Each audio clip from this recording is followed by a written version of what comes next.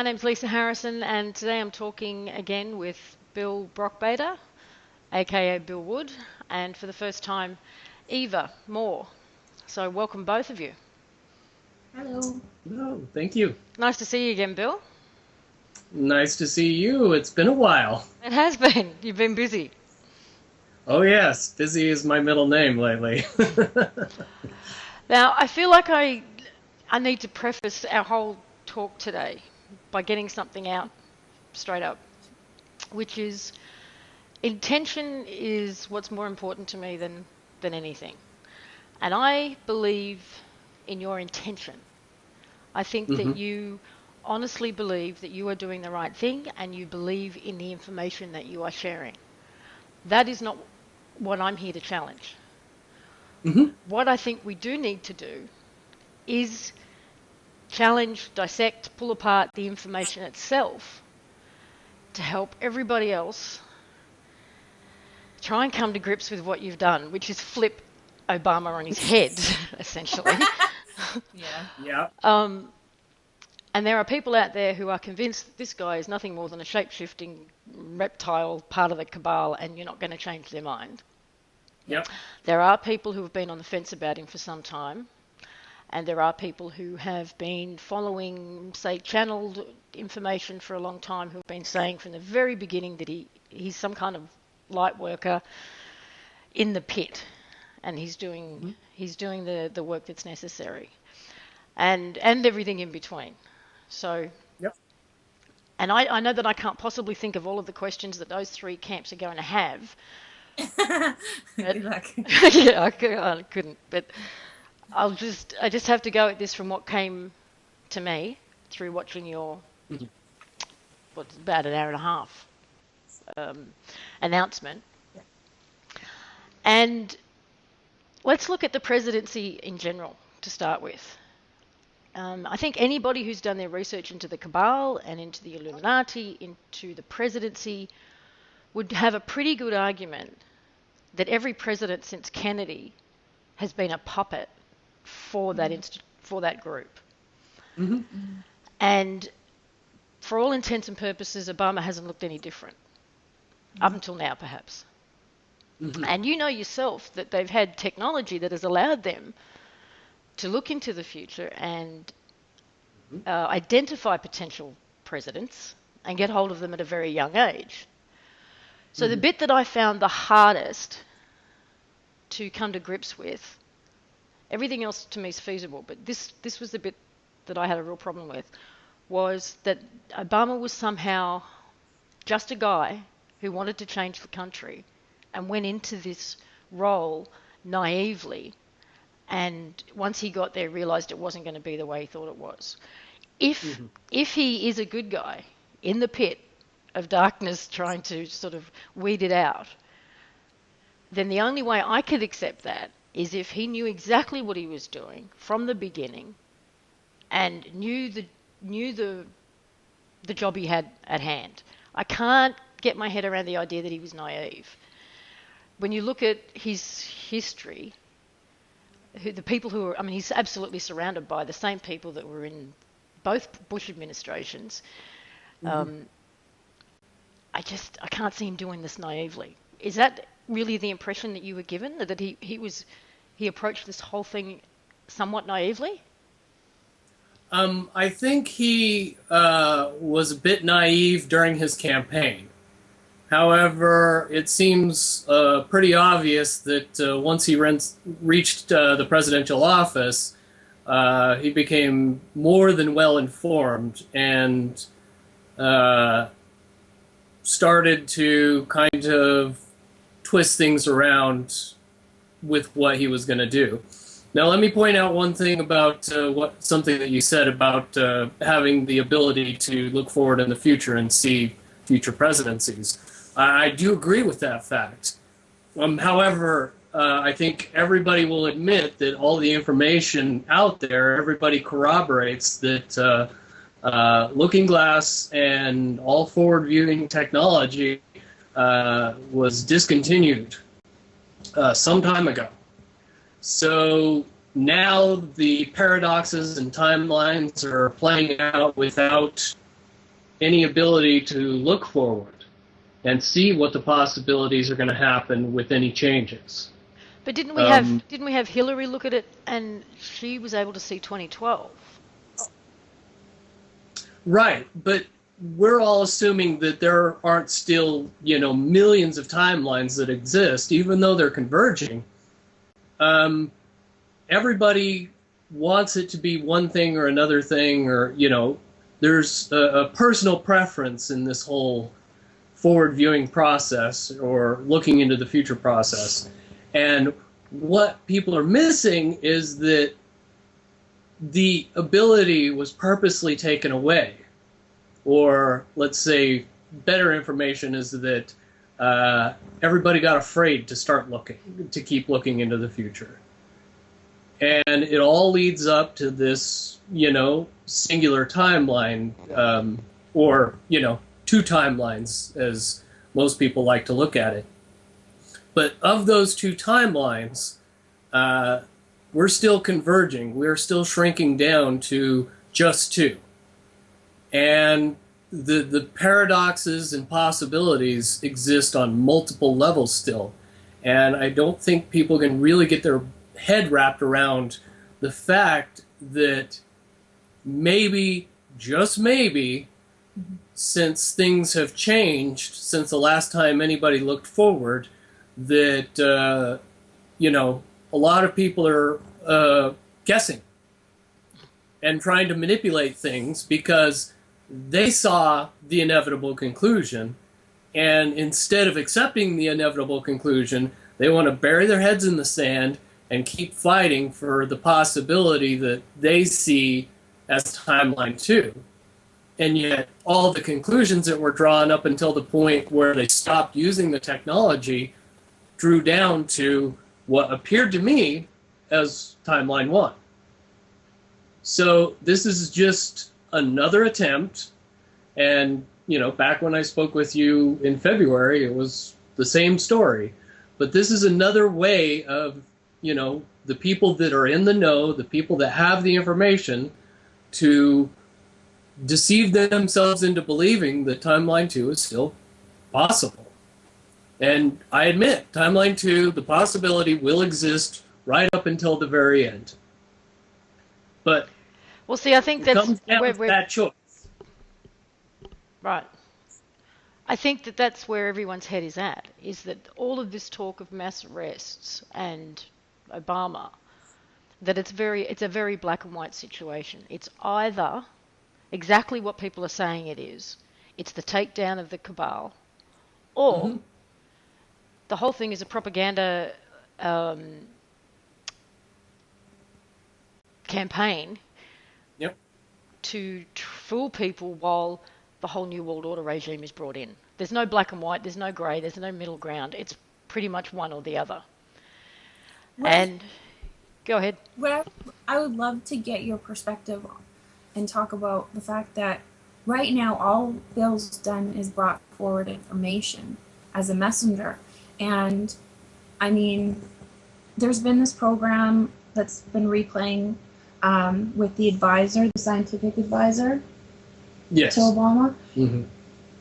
Like, I look at everything from a philosophical holographic principle, and the idea that problems are driven by solution, and the idea that there are multiple possibilities. And so if he's bringing forth information, an information set, inevitably we are all responsible for co-creating the outcome, right?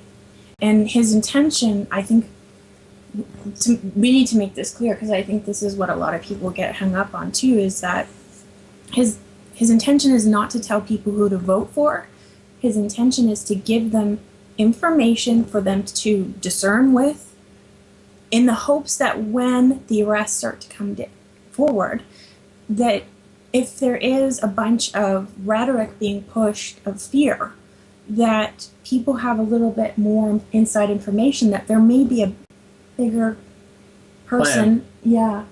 Well, when you look at this from the sort of a collective consciousness point of view, even if the information that Bill's been given is false, And even if the information that Drake's putting out is false, Mhm. what it's done, which kind of confirms what you said about every time they try to do something negative, it flips back and creates a positive. What they've done is put the whole concept into the collective consciousness.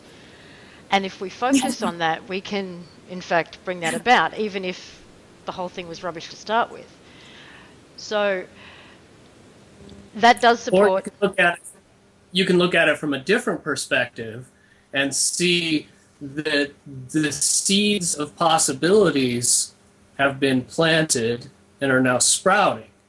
And it's always been that push in collective consciousness that changes things. How that change comes about, well, who's to say? It wasn't always supposed to be somebody bringing out information, whether good or bad. It has made changes. And I don't think anybody would deny that the collective consciousness is swinging slowly but surely into the hope category. Certainly, it's a lot closer and more vivid than the last time we interviewed.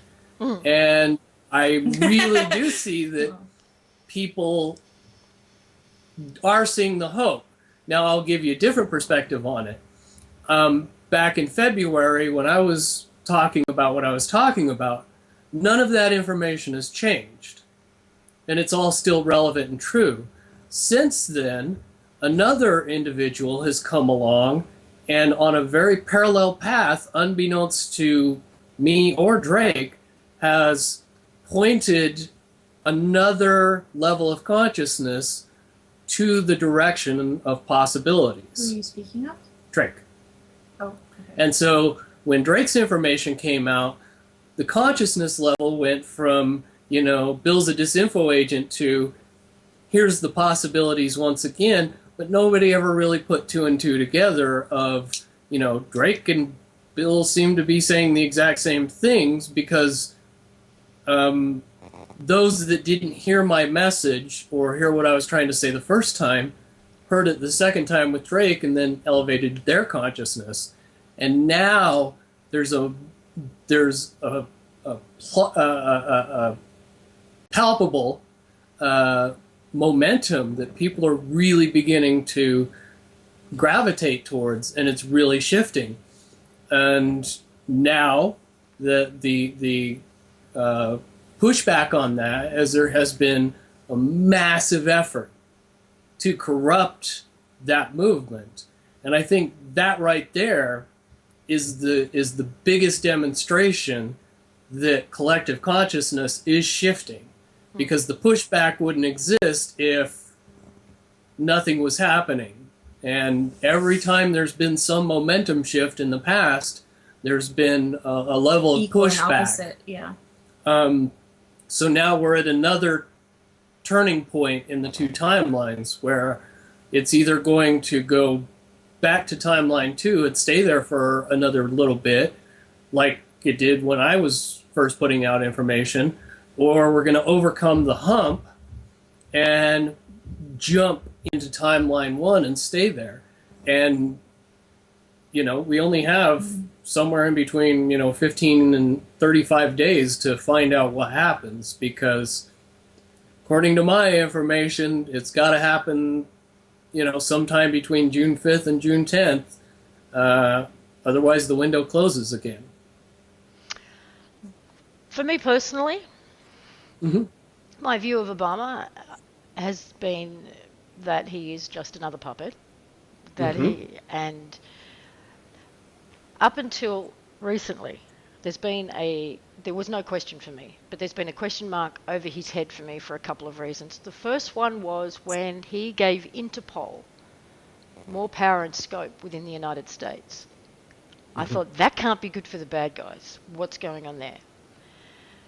Second was the way they've been dealing with Iran. It's been, the pattern has been since 2001 at least. We name a bad guy, we go in and destroy their country, and there's not much of a time lag. But this thing with Iran, There's lots of tension building. There's lots of movement towards, surrounding the country, but nothing definitive has happened as yet. And I thought, it's like he's lagging his feet there. If he was doing what he was being told to do, there would not be an Iran anymore. Right. Not as we know it. So that put a question mark over what was going on for me. And then most recently with what's that thing called? The ICC? Yeah, the ICC, bringing in the International Court. Again, that cannot be good for the bad guys. So no, that's a pretty good indication that something's up. Is there, for the cynics though, for all the people who are going to look at even just those three things and go, it may not mean that at all, is there a flip side to him bringing America back into the ICC? Not what we're saying, but is there a flip side? I think that's the most interesting thing, is nobody's presented an argument that says that helps the darkness at all. Nobody's come up with anything that says, oh, I see how that enslaves, everybody in the world. Let me just say unequivocally, and Eva can attest to this, I was the first skeptic in this information. I was not happy. I have not been an Obama supporter forever. I was disappointed in the way healthcare turned out. I've been disappointed in the NDAA, and I was very vocal about it, if people that keep track of me remember. And I was... That's what actually initiated you coming forward. When that went down, you were like, right. Okay, I have nothing to lose now, so let's go. Yeah. And, since then, when he enacted the executive order to take over national resources, man, I was flaming about that, just vocal as all can be. So when this information came to me, I was like, okay, enough's enough. You're really trying to convince me that this is the way it is, and that's the way you're telling me. And a solid 36 hours of contemplation, going back to it. Shut down. I didn't know what was going on with him. He was pacing, and he woke me up in the middle of the night, and he's like, okay, we need to talk. And I was like, thank gosh. And it wasn't until it was all laid out, all of my questions were answered, and I could see a strongly suggestible, plausible chain of events was occurring that could be interpreted both ways. The first piece of information that I was given that helped kind of the convincing process is, isn't it interesting that everything since the election has painted Obama in the mainstream media and the alternative media, every effort has gone to painting him into the corner of the bad guy. And there has been very little talk the other way. None of these alternative theories that were suggested to me I ever really heard about, even though they strongly indicate that there's this possibility. Are you saying, hang on, can I just clarify something? Are you saying that the reason even mainstream media has been on an anti-Obama campaign, is that because the cabal want him gone? Well, as strongly discredited, so if he did choose to act in an upright and righteous way, that everybody would believe that he was trying to take over the world, quite frankly. So it's very easy to paint both possibilities if your mind can let go of that.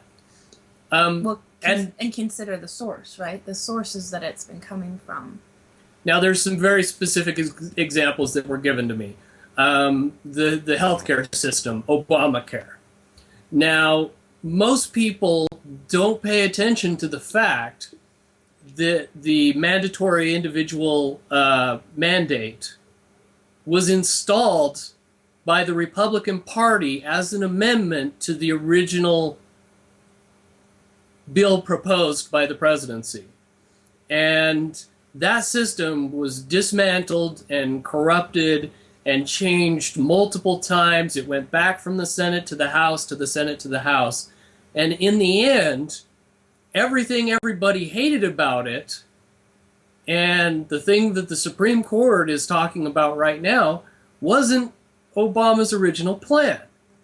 That amendment for the individual mandate was installed by the Republicans in the Congress. And it was forced through as a sacrifice to get the bill passed. And I don't think that most people separate those two obvious points of Obamacare and who really created Obamacare. If everybody remembers correctly, Obamacare was originally going to be a single-payer system, very similar to the state of Massachusetts state healthcare system, which I want to also point out was created by Mitt Romney, our other presidential candidate right now. And that was the first thing that made me go, okay, so if I take a step back and look at things the way they could be and not the way that has been painted over and over and over again as the way things are, maybe. Yeah. NDAA certainly gives the president a massive amount of power to arrest and hold some people that would be very difficult under our judicial system to arrest and hold were it not for NDAA. But if we take a look at NDAA, the amendment that was put in that people have the most problem with was put in by the House of Representatives, which is Republican controlled. And I think everybody knows that NDAA stands for National Defense Authorization Act. That was the money that keeps the Defense Department going for another year. So if Obama vetoed the bill, he was essentially putting our military on furlough, and because nobody would get paid after that. Now, I was in the military during the Clinton years. I remember that happening. I remember what it was like. It was a nightmare. And so when you're given a choice between, putting soldiers and sailors on the front lines and not giving them a paycheck for who knows how long, or taking what you got and looking at NDAA and going, hey, this might work for me, it's possible that he saw the possibilities of moving forward. Well, the idea that you've been asked to come forward in order to sway public opinion for Obama for the election is a bit of a moot point, because you also said that it was at the G8 summit, which is going to be this month, that he's supposed to come out of the closet and reveal who he really is and what his real intentions are. So that's this month. The election's not till November, so that's a kind of a moot point. That was one more thing that made me feel good about everything, is that the current political system as we know it is going bye-bye. The shift that's going to take place in who our elected representatives are and what their abilities are going to change dramatically. Basically, they have all the power right now. Think of the way some of the states operate with ballot initiatives, where, like in California, you can get enough people together to bring up a point on the ballot that says we should vote on this as a state. Well, we've never had national ballot initiatives. We've never had the ability of people to vote directly on issues, except for amendments to the Constitution. And even then, it wasn't a real vote. Now we're going to find out that the really important stuff goes to the people. And the representatives are in charge of kind of the day-to-day housekeeping. But the people can get together and say, no, this is too important. We need to vote on it as a nation. And it's out of their hands. So what did your sources give you any indication as to how this may have a domino effect around the world? I mean, this cannot be isolated into the United States, and surely all the people that need to be rounded up are not in the United States. So how is this going to affect everybody outside the States? Well,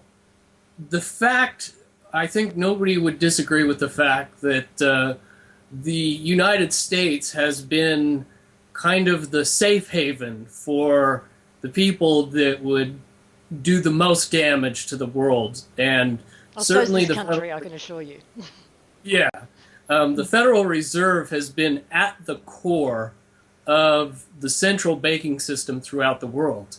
Anytime there was a country out there that had their own banking system, we went in and fixed it. There's been many, many examples. I think there's only 3 countries left that have their own banking system, and they're all enemies of the United States. Yes.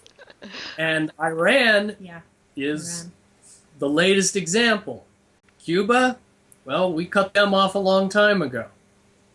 Yemen, another good example.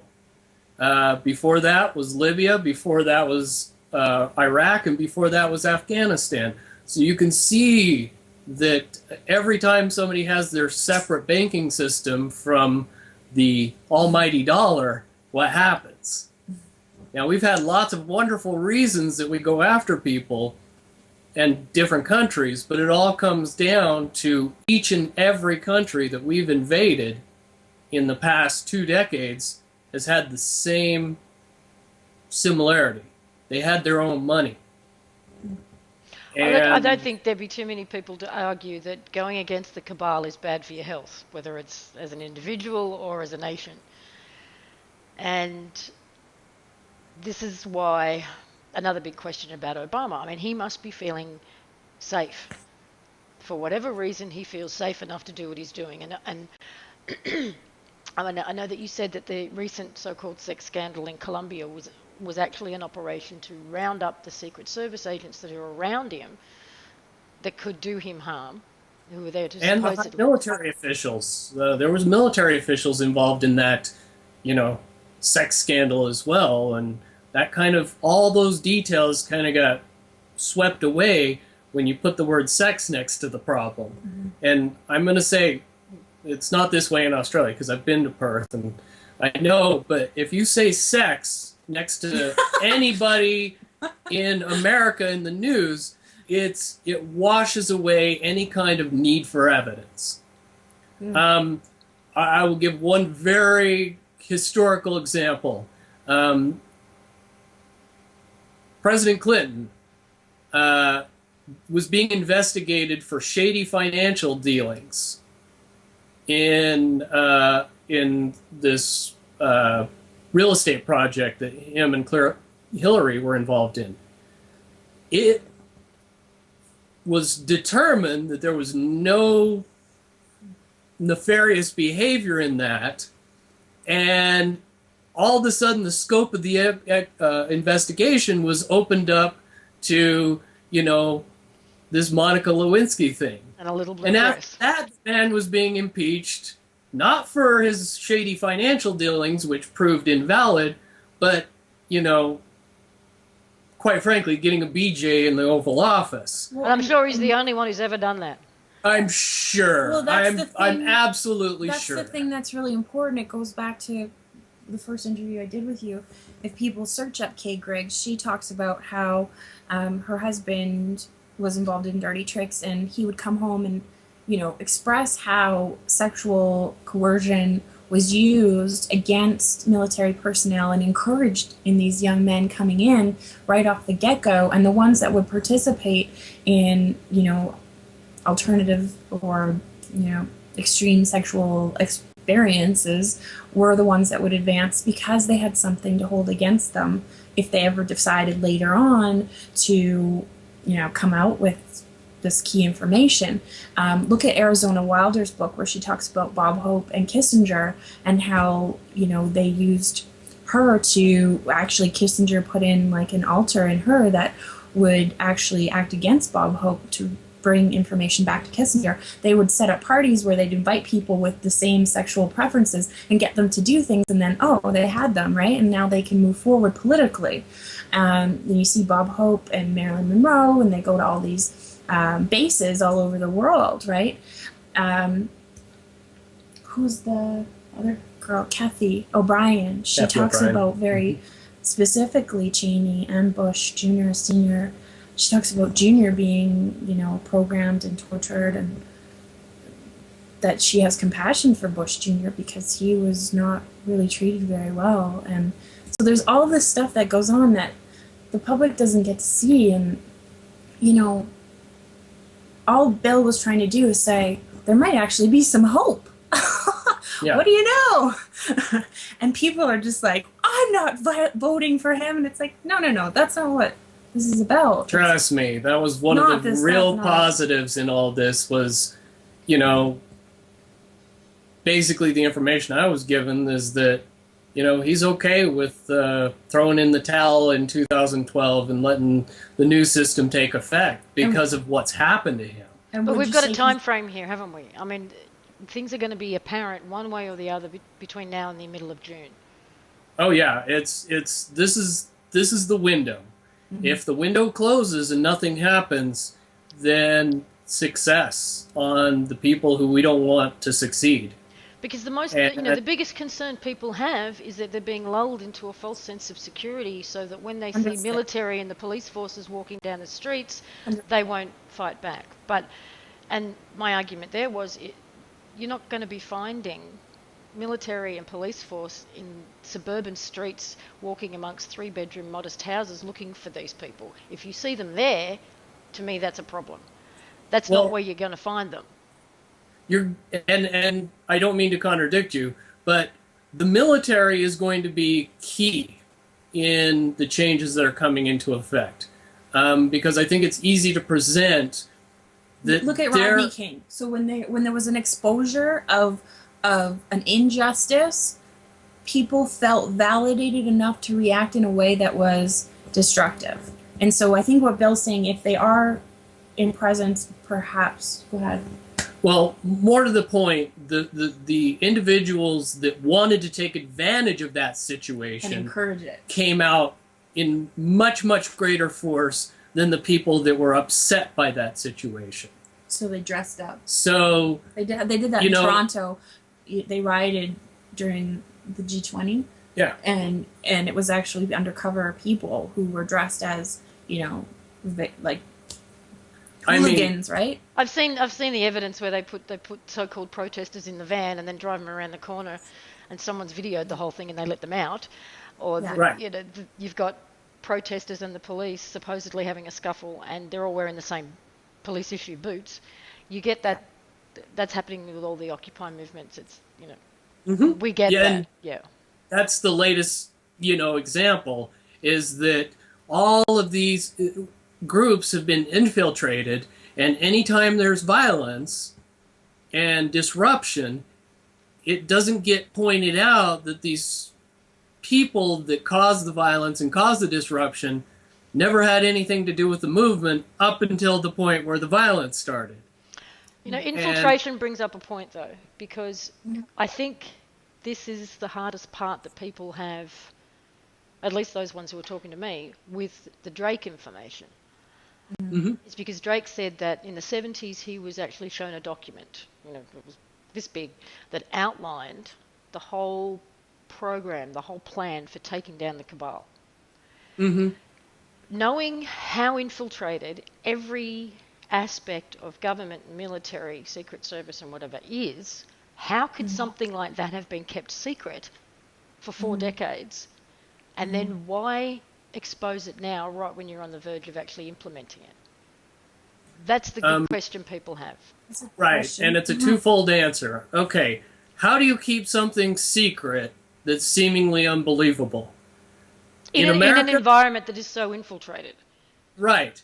In America, all you have to do is tell people that it's too good to be true or too unbelievable to be true, and woo, we're right back into our, information comas. Yeah. So you hide it in the truth? Everything in America that's seen as unbelievable is instantly discounted. I will give 2 key examples. One we know, actually I can give 2 key examples of what we know for sure. The reason we started in the Vietnam War was the Gulf of Tonkin incident. The news popped up and said that an American ship was torpedoed by the Vietnamese. Wham! We're in a war. Not because it actually happened. And that sailors died, right? But it was presented in such a way that everybody instantly believed it. The point was justified, so we went in. It wasn't until just recently, and the Pentagon, well, not just recently, but the Pentagon Papers and Ellsberg revealed that it was all a scam. That there was no torpedoing. It was all fed to the media, and the media just ran with it. And Daniel Ellsberg was the one that brought out the Pentagon Papers saying that, yeah, they literally made up the reason we went to that war completely. Now we have another example of going to war under false circumstances. Iraq, weapons of mass destruction. I mean, we went so far as to, make a blockbuster movie about it with Matt Damon in Green Zone. Yeah. To demonstrate how completely diluted the media was by the military and State Department information. And how it was completely manipulated as top secret information being leaked to the public. Well, and you see that in Julian Assange's first interview. I think it was his first one, where he's talking to people who are saying, we want to talk to America. We want to negotiate. America doesn't want to. And that was what the Green Zone was about. Yeah, and you brought up a point about Iran, was that first interview completely invalidated the argument behind invading Iran. And more importantly, more information began to come out about Iran's level of seemingly, beyond worldly technology that they're wanting to release.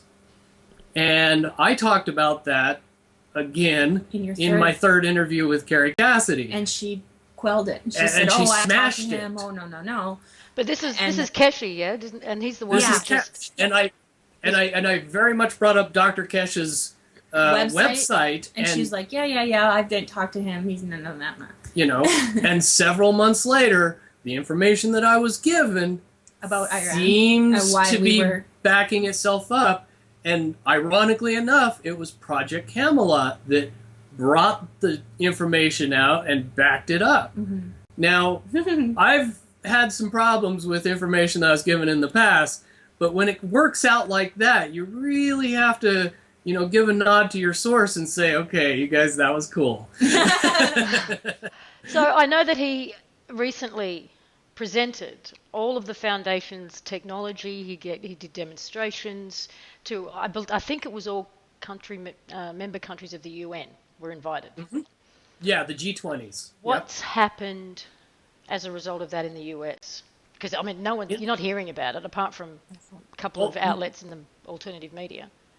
But here's what you don't hear about anymore in the US. Let's bomb Iran.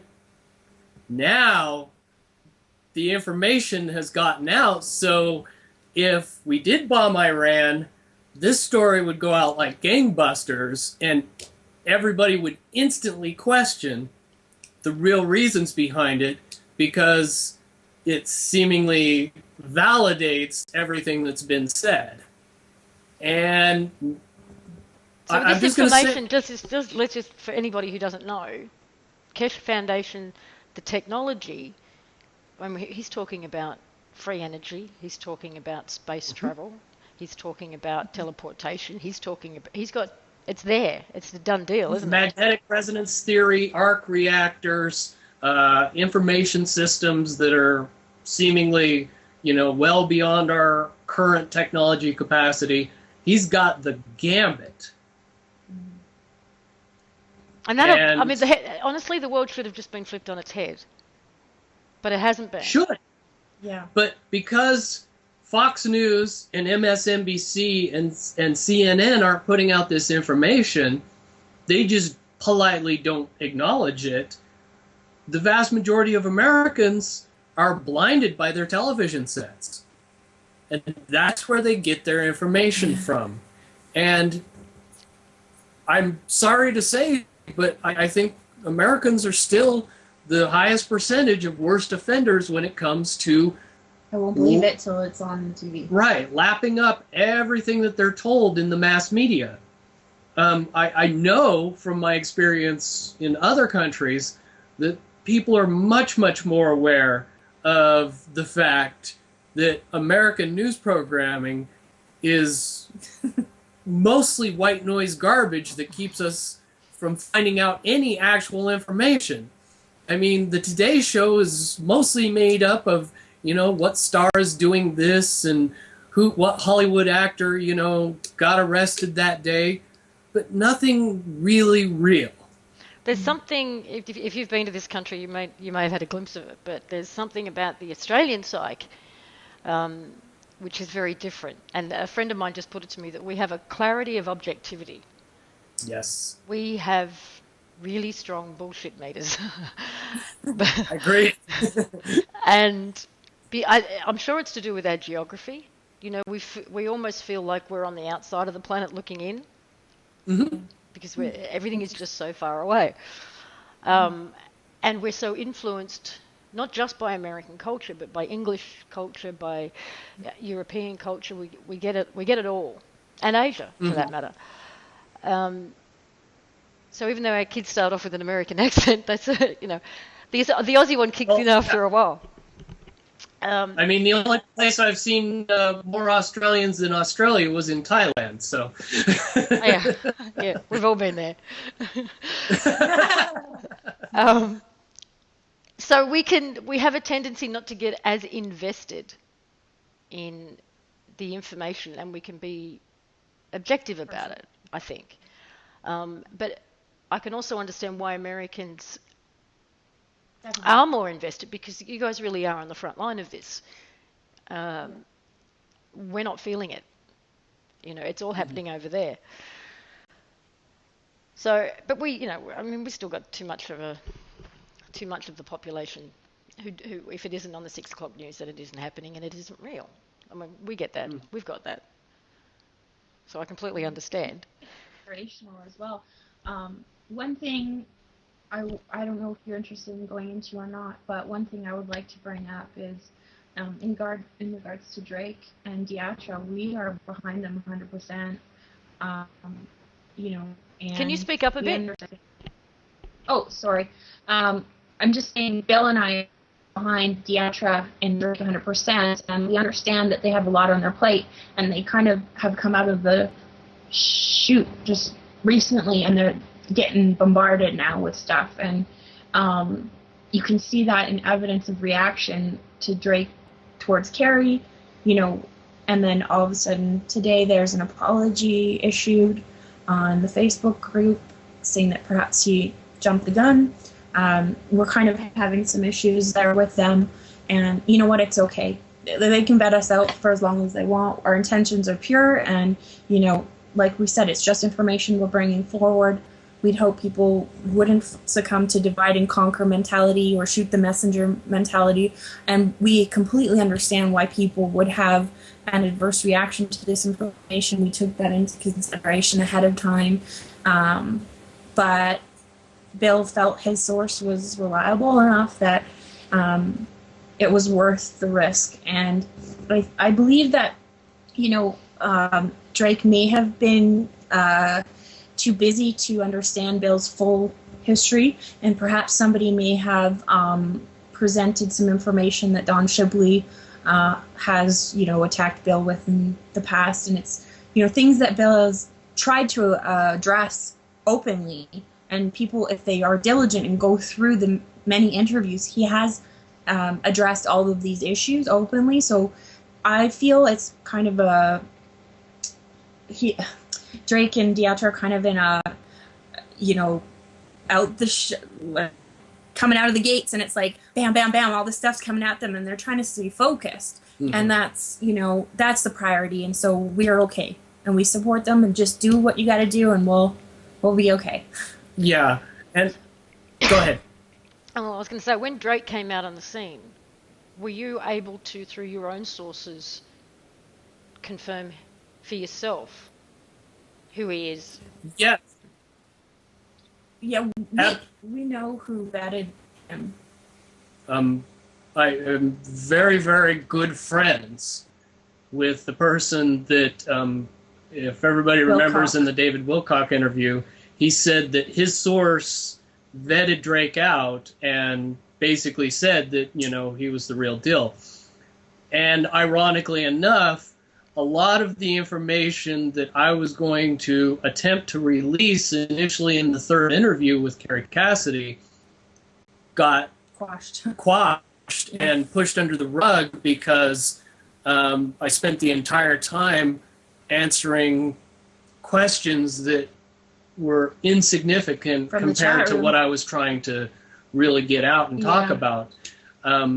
And when I finally got to your interview, I was basically told, damage control. Do the damage control, plan B will go into effect. Yeah. Well, when Drake comes out with all the information that I was going to talk about, I'm like, he's got to be the real deal, because he knows exactly what I was being told 3 months ago. Right. Okay. I got one more question for you before we finish this, and I know it's going to be the toughest one. Okay. But I'm only going to ask you because I'm sure you must have asked yourself this.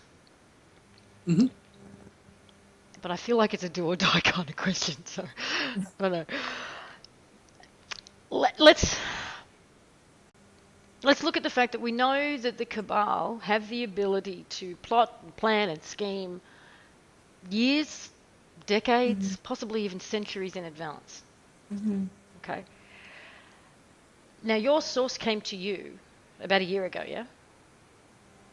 I engaged my source back in 2008. There's been a crescendo of my involvement directly in the movement, I guess is the easiest way to say. But about a year ago is when I started directly participating and not just waiting for... Go ahead. From my reflection and listening and asking questions, I think because of Bill's... at 30 is usually when... So Bill has an implant. At 30 is usually when everything starts to recover. The hormones in the brain start to change and memories start to flood in. Bill's 39. So he's, over the last 10 years started to piece things together. And that's not an easy process for anyone out there that is going through that. Will attest. I've heard 27 is the magic age for this to start breaking down. The programming. Yeah, the hormones shift. Yeah. So he's just let me finish this. He's been struggling with friends, family, thinking it's crazy. How do I do this? What does this all mean? How did this happen? Is it real? And that's a journey that he's taken time, right, to go through. And I would say it was a year ago that you kind of hit a wall where you were like, okay, I'm done running. Yeah. And I'm done playing it safe. How about that? I'm running from the truth because it was so overwhelming, I think, from what I've gathered. And his, when he's calm, I can ask him questions and kind of poke and prod him a little bit more and figure out where the like piece it together. And my understanding is that he made a lifestyle change. He uprooted himself from any influences that were distractions and really submerged himself into getting ready for this. Right. To go back to your 27 age, ironically enough, I was age 27 where I said, I'm not doing the bombings anymore. And then lo and behold, all of my legal problems came up. Mm-hmm. I think it's worth mentioning that Michael Jacko, who was a Navy SEAL that came out and said that, you know, he might possibly remember me, also said without any coercion that most of the Special Forces members are influenced in a very similar way. It's like the mission is all that matters. Like, they can have good intentions, but the switch gets flipped, and it's like time for the mission, and that's all they see. Right. And it's like it could be completely polar opposite to what their day-to-day intentions are, but as soon as something happens and that switch flips, it's like they're gone. Yeah. In the opposite direction. From what I understood, you said the source that gave you this information about Obama is the same source that came to you around a year ago. Mm-hmm. And I know I'm paraphrasing, but basically said to you, okay, you joined the military thinking you were going to be part of the solution, found out you were part of the problem. You now have an opportunity to be part of the solution if you want that, and you will have my support and protection as well as the people who I'm connected to. Does that pretty much sum it up? Exactly. And,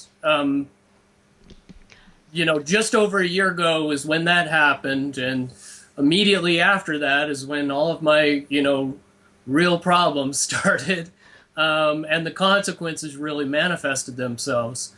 And I guess that's the one thing that validates the information that I'm getting, is that this blowback, seemingly unreal, kind of we need to shut this guy up kind of blowback, and something that has manifested itself more so after I did my video than anything.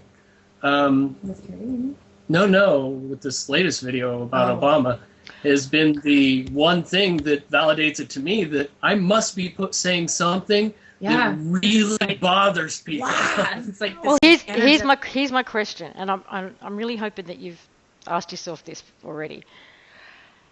Like I said before, knowing how they know how to plan ahead, have you asked yourself whether or not you were being set up a year ago to do this very thing, to come out now after gaining people's trust, after getting people on board, to then completely pull the wool over their eyes? And I said at the very, very beginning, I'm not challenging your intent. Mm-hmm. But have you been able to verify for yourself that that's not the case? And yes, and I can state unequivocally that everybody would understand this explanation. Number one, and this is lesser so than the main reason, but some of the things that I was told to put out back in late January, early February have manifested themselves as 100% legitimate. And through sources, Kesh, Dr. M.T. Kesh, coming out with his technology and releasing it to the world. That's something that I talked about in my third interview with Carrie. Ironically enough, the same person that quashed that information initially, 3 months later, puts Dr. Kesh on video backing up everything, and then maybe a week later, he confirms that he has released his technology to all the countries of the G20. Mm-hmm. And that this is public information, and anytime anybody wants to use this technology, they have it. But more so, and this comes full circle back to the beginning of the interview, I cannot BS people on the momentum shift that everybody is sensing right now. there has been a very palpable shift in worldwide consciousness. And there is much, much more awareness of the possibilities of the future and what our positive intentions have as an influence on the world. And so much so that, more than 100,000 people on May 5th joined and participated in an event of co-creating. And it was widely publicized and had nothing to do with me initially. I just supported it when I found out about it. But the word is spreading and it's getting out. And the message that I was able to talk to you in our initial interview of things changing in this positive timeline continuing to manifest itself, it's happening. And very few people that are invested in the level of co-creating and co-consciousness that is out there right now would deny that it's getting more and more easy to see that our consciousness collectively is shifting. And it's shifting in such a way that it's actually holding off some very negative things. Such as, and this is what I asked him, because when he told me about Obama and I don't have a lot of information about his source, so I'm like anyone else out there who's like, okay, come on, give, come on, more. I want to know where you have the nerve to trust this, because this is big and it could make or break you in so many people's eyes, and people trust you, and like I was on him, and yes, she was. and he said, okay, well, look, what's the big things that are happening? I'm like, what do you mean? He's like, have we bombed Iran? No. Has China invaded? No. Mega tsunami? No. Mega earthquake? No. Nuclear disaster? No. Financial crisis? No. Check. Even like, down to okay. the USS Enterprise being torpedoed. I was like, okay, so maybe there is something more out there going on than any one person can, in a third dimension way, put their finger on it. And if there are problems that are coming up, well, good. We're not afraid of problems coming up, because that means the solution is right behind that problem, pushing it to the forefront to find the solution and manifest it and anchor it in this third dimension. So let's go. Let's do it. We're not afraid. And I could give, example after example after example in tiny ways that on a daily and weekly basis go, you're doing good. My involvement with David Corso, Randy Moggins, and all the people with Wolf Spirit Radio who thought I was completely full of nonsense when I initially started talking, now are, going, hey, this information seems to be, manifesting itself here and here and here and here and here. And you've never talked to these people.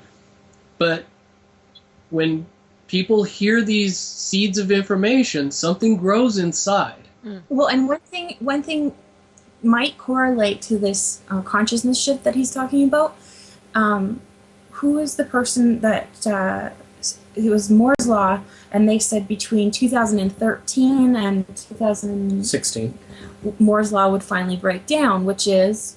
Moore's Laws is a principle that was invented that said every 2 years, the number of transistors that they could squeeze into a 1-inch square CPU would roughly double. And that has been as linear as it could be since 1980. And they mapped it on a cognitive basis. Like, this is the graph, this is what we say is capable. And it's our... And not only is it broken, but we've been become involved in the project that's shattering it, and it's called multi-dimensional memory systems. MIMS, and it's through holodynamics. If anyone's interested, they can email Vernon Wolf if they want more information.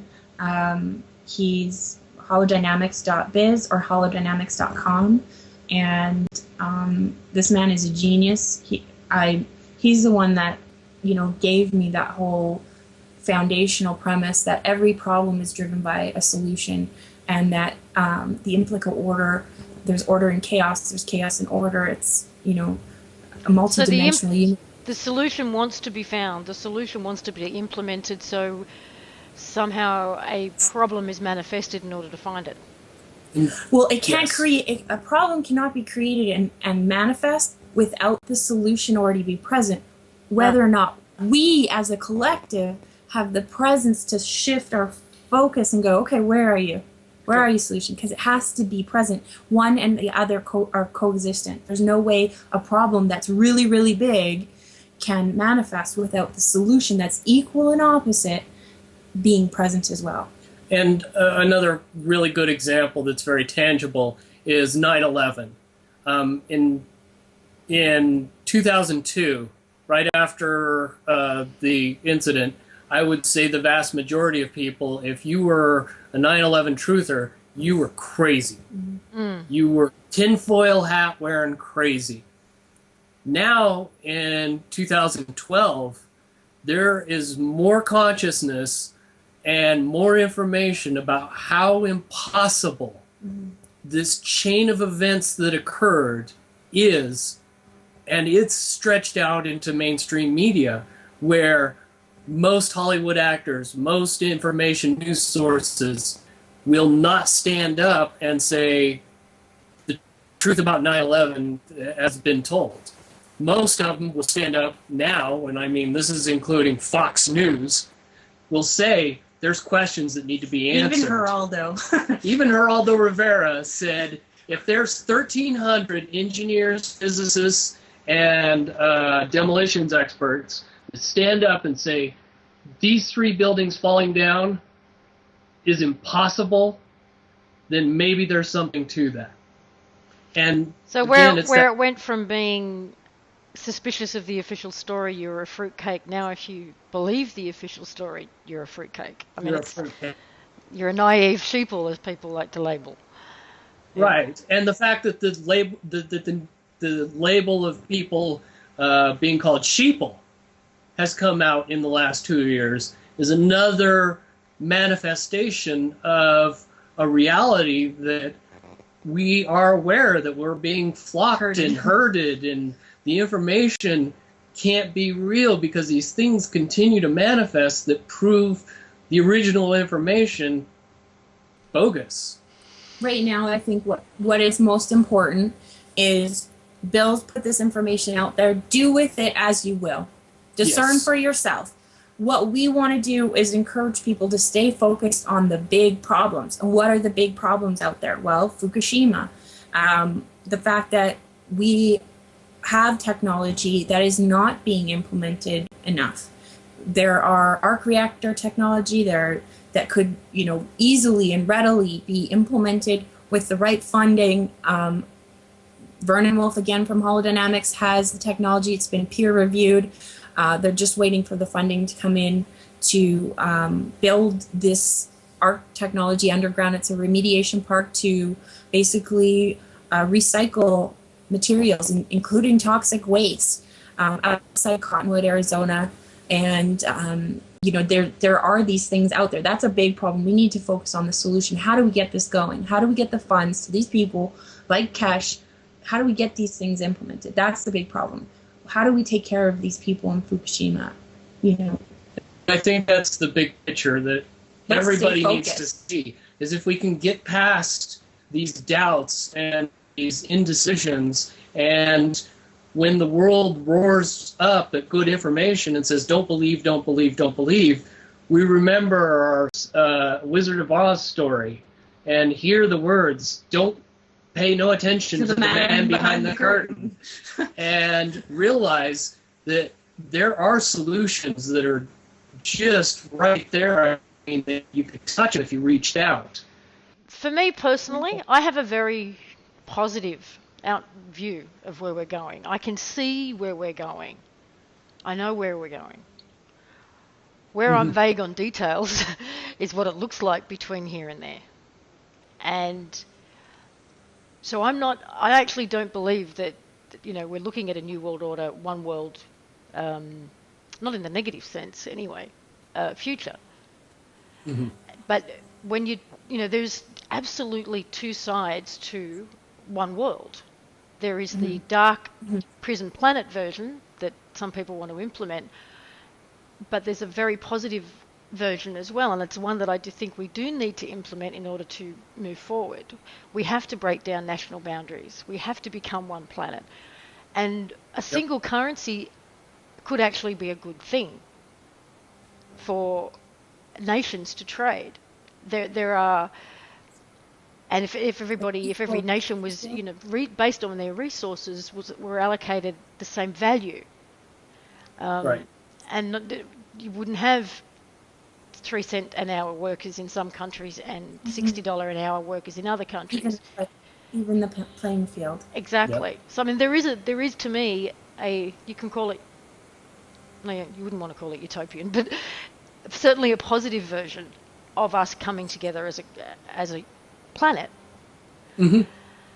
And the things that you're talking about need to actually happen in order to bring that to fruition. Yep. The things that you're talking about need to happen in order to bring either of those versions to fruition. So that's where we're treating a really, really fine line of discernment between, okay, is the collapse of the banking industry in order to bring in the one world currency in a negative sense, or a one world currency in a positive sense? And there's nothing yet to tell us, there's nothing definitive to say which version we're looking at yet. Correct. Right. That's what's killing. That's what's driving everybody nuts. Well, and here's what the thing is, and I think there's this hole, right, where we go, okay, without that, what options do we have? And, look at the microfinancing in India, the Grameen Bank, right? When people make people prospering the commodity, that you get benefit from helping others succeed and others become healthy, that should be what the basis, like a conscious capitalism happening, where the stock market shifts to measuring how much you are compassionate, how much you co-create with others, how much that your stock goes up as you are creating consciously in an economic sense. And how much true value you're giving and contributing. Right. Yeah. And I think what we're really missing is the fact that we need to be ready for certain changes. You could look at what I just put out as a huge piece of the puzzle and something that we need to wrap our arms around and get ready for, but it isn't being seen as that. It's being seen as an impossible barrier that couldn't possibly be. Wouldn't it be for great a huge if it is, group though? of people? But what we've seen is that those impossible barriers, just like back in late January, early February, when the love and lighters and, hope is enough was a bunch of hocus pocus. But now we're seeing that positive intentions, co-creation, all of that is much, much more real and much, much more evident in the world, and more changes have taken place. Good information, more and more good information is coming out, but we really need to understand that we don't know anything in comparison to what we do know. Einstein said it best, that in comparison to what we know nothing. And when we are presented with knowledge, it's very easy to sit there, dig your feet into the ground and say, no, the world is flat. It's been flat, it'll always be flat. How dare you? How dare you try to make it round? But that's something I've been saying for years, is that we are not a world is flat people anymore. We are moving to the world is round. And it's evolving, and that's the thing. Information, as we collectively, like that tour in thrive. They did that demonstration of the Torah. Sorry, the information kind of comes through us, goes back out, comes back into be potentialized yet again, and it's an ongoing balance. As long as we have human bodies and we're in third dimension, we are here to potentialize beliefs and consciousness, and that will never end until we leave this body, you know. And so it won't stop. People, you know, and people are like, when is all the truth ever going to be? It's like, well, it's ongoing. And just like be okay with that, and be open and explore and understand that we are evolving, and as we evolve, the information evolves. And I guess that's the best point that I could kind of close up everything with is I ask this question to everybody. Is it possible? Is it within the realms of possibility that this could be good information? That Obama will simply fulfill his oath of office and do what I could easily argue is the hardest thing anybody could possibly attempt in one lifetime, is to literally change the world and go up against the biggest enemy that's ever existed in history and beat it. Well, and transform it, right? And then at the very least, he's been present, potentially he's been present to just hold the space for possibility, for transformation. And well, we have to go through this transitional period. We can't go from the current paradigm to a new paradigm without breaking some eggs, so to speak. We have to go through this transition. And if everybody can kind of hold space of the possibility in their minds, that will grow into something very real, very tangible, and as soon as we hit that critical mass, there's a real opportunity that is manifesting itself right now. And if we can all get together and co-consciously push it forward, what's the harm? Well, I guess the whole world will be watching with bated breath the G8. Right. I think so. I'm going to be. Yeah, me too. That'll make it or break it for many people. But the reality is that the financial markets are in turmoil. It may not be publicly displayed that way in the general media, but we can't keep building and building this Ponzi scheme that we all are very aware exists, because we can't keep borrowing more and more money and paying more and more interest. Eventually we hit the limits of human capacity, and that's where we're at.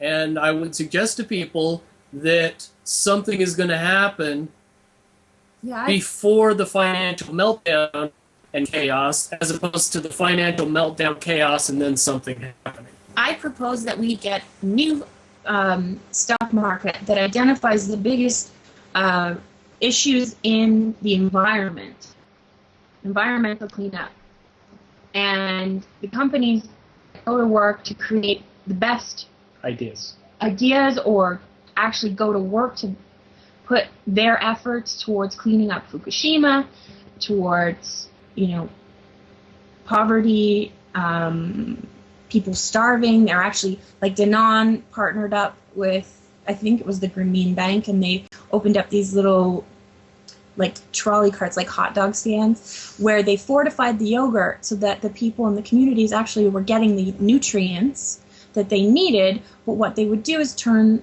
these little carts over, once the initial loans were paid off, to these people scot-free. And they now have a business that actually enriches the community's nutrition and creates prosperity in the environment of the community. And so those types of businesses need to be created and going to work to help this planet. And that should be the basis of the stock market. It should be about contribution to the ecological consciousness of this whole planet and fast. That's what I propose. Right, because right now monetary system is based on a belief. An agreement. There's no value behind the paper that we carry around in our pockets Unless if we somebody else believes that it does have value. But it really, we know that it's based on nothing, that it's only paper that somebody else printed for free. It came out of a And then- Monopoly box. Yeah. Right. And so somebody is creating it out of nothing. Why can't we do that without the Federal Reserve or the IMF or People just have such a hard IC? time getting their head around the idea that they could go walk into a store with anything other than that piece of paper. Exactly. And And- that's what we're really missing is we all still believe in money, but I can very much prove money is an illusion. Not me.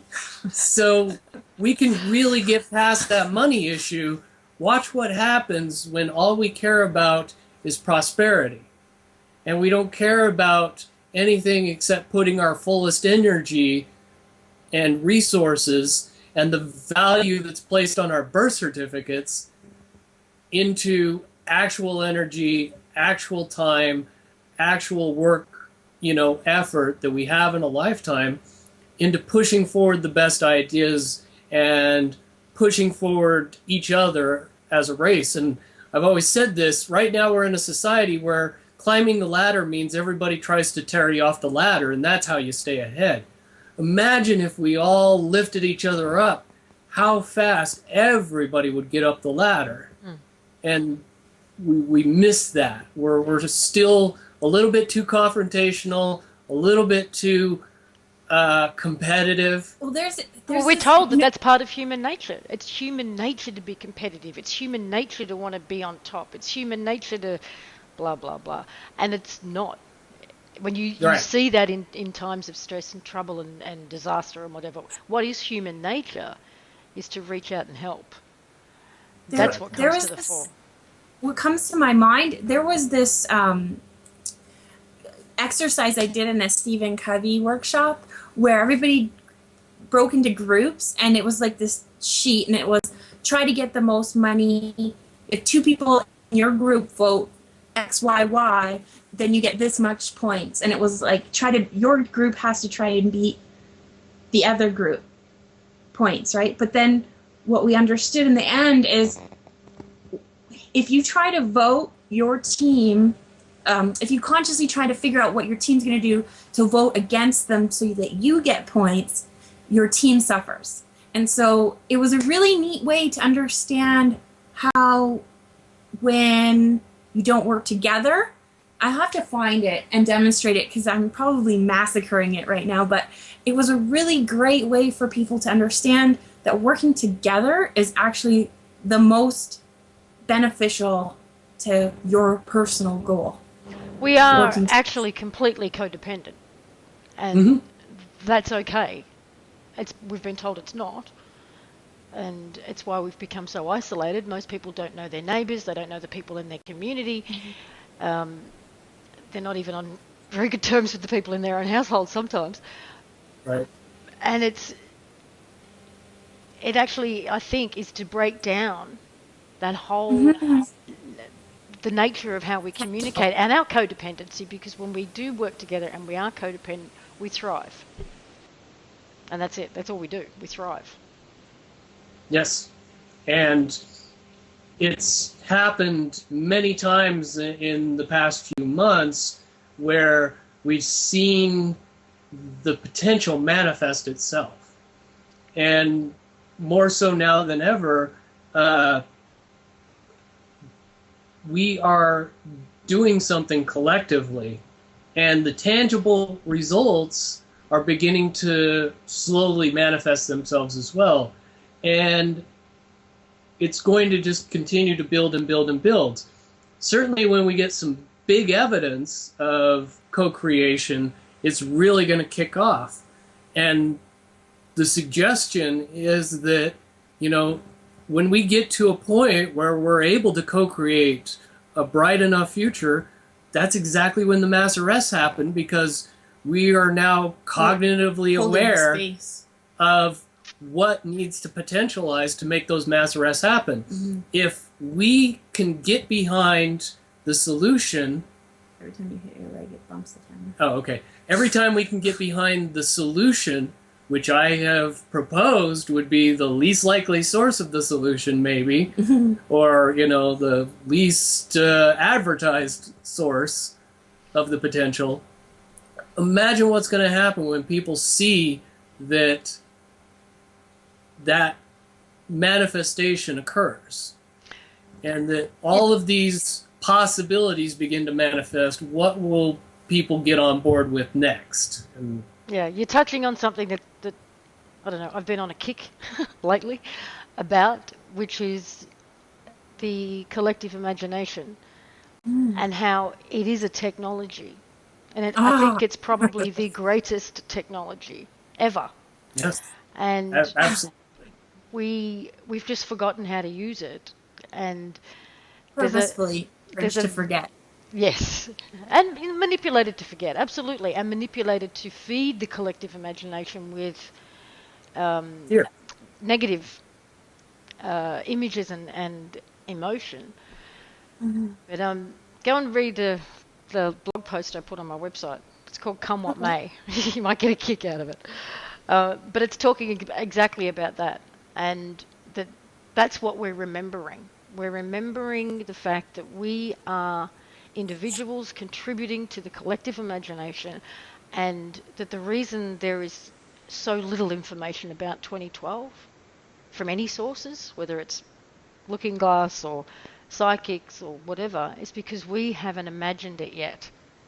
We haven't used that technology to really, really envision that time yet. And we're still so focused on this paradigm. And we're constantly, through that technology, recreating this paradigm, because that's where our energy is, that we're dragging the whole process out. Mm-hmm. Exactly. We're flogging a dead horse. Well, we got way off track. No, that I think that is the most important piece of that ties back to the whole point, is all Bill is doing is putting out information for people to discern and co-create or not as they will. What if we all co-create the reality of a possibility that can manifest into a transitional future, rather than focusing on what we got, and I personally like an option than what's been perceived in the mainstream media. I like the option. Right.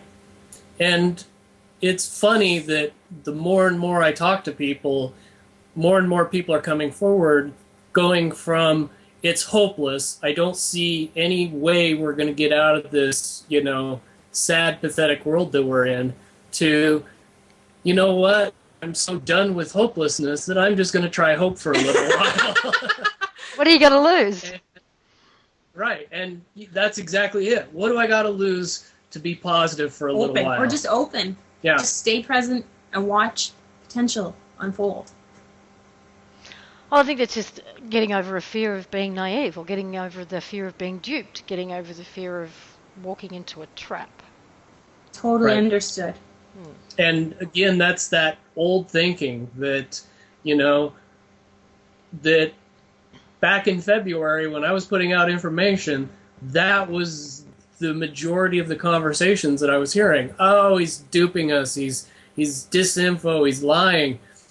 And then what manifests 3 months later? Another individual coming along saying almost the exact same things and building on that potential, where there is a huge number of people leverage now that didn't believe in the original message that are now coming around and saying, well, if two people are saying it, then maybe. Mm-hmm. Yeah.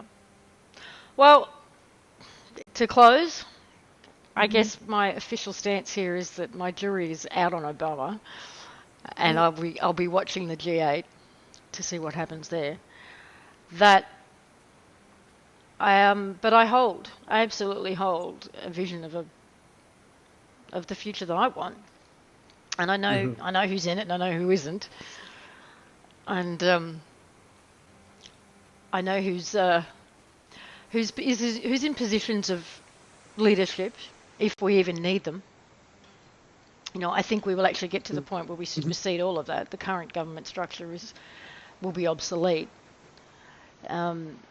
Once enough people start taking self-responsibility, and at the moment we're living in a world where we've given our responsibility for our health to doctors and pharmaceutical companies, responsibility for ours and our children's education to a government-controlled school system, and we just need to start taking back, and even in the simplest ways, like for your own health, start taking responsibility for that. Stop relying on pills and doctors and pharmaceuticals.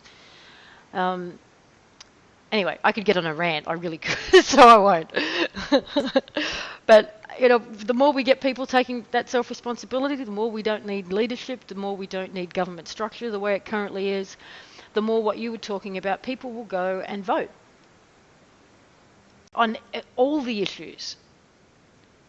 And it might be that you end up spending a bit of time at the polls, but it'll be worth it, to restructure this whole thing. Yeah. And what if our society was based around progress rather than being busy and accumulating wealth? Yep. Do you know what I mean? Like, what if people were too busy focusing on what is progress and what does that look like and defining that to worry about service to self? They were too busy focused on service to others. Wow, what does that look like? Yeah. It looks very different to what we've got now. Yeah. But that's where things are going, where things need to go. So yeah. Yeah, that's the thing that I think most people have a hard time with when it comes to talking about things like a resource-based economy or getting rid of the current financial system. And you can't do that without changing the education system. Because let's say you've had an academic, you spent years perhaps achieving academic status, you've got pieces of paper on top of your pieces of paper and letters behind you and in front of your name. That boils down to having absolutely nothing of value to offer your community. I might be able to do your taxes and, tell you which companies to invest in, and I can make a fortune in the current regime, but I've got absolutely nothing of value to offer a community where that financial structure is not there. So things like trades, real world knowledge and experience and practical skills is what becomes important. Right, and the fundamentals have to be addressed. Can you hear me okay? Yep, the fundamentals need to be addressed. Yeah, and that's the thing that goes back to what you were saying about our collective imagination and the purposeful encouragement to forget how powerful that is. There is a whole language of understanding self that has been repressed. There's a whole scientific or imaginative or co-creative understanding that we have not been taught in our school system. We don't understand how we work. No.